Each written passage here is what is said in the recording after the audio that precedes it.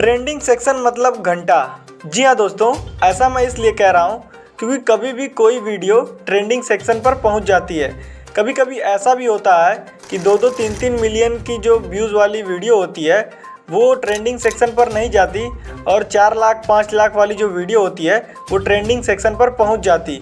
मुझे तो यही नहीं समझ में आता कि इस ट्रेंडिंग सेक्शन का जो प्रोसेस है वो कैसे काम करता है। हाँ, लेकिन मैं एक बात सच कह रहा हूँ कि जो इंस्टाग्राम का ट्रेंडिंग सेक्शन होता है वो रियली सही तरीके से वर्क करता है, क्योंकि उस पर एक सॉन्ग 3 दिन से ज़्यादा ट्रेंडिंग सेक्शन पर नहीं रहता। लेकिन यूट्यूब का ट्रेंडिंग सेक्शन हो सकता है कुछ अलग तरीके से काम करता हो, लेकिन एक जो जेन्युइन प्रोसेस होता है उस हिसाब से तो नहीं लगता।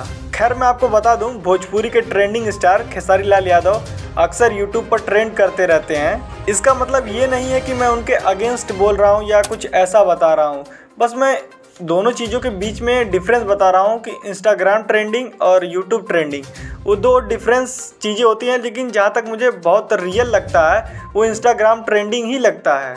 तो चलिए फ़िलहाल के लिए बस इतना ही। मिलते हैं आपसे नेक्स्ट वीडियो में। हमारी वीडियो पसंद आई हो तो लाइक शेयर सब्सक्राइब करना ना भूलें।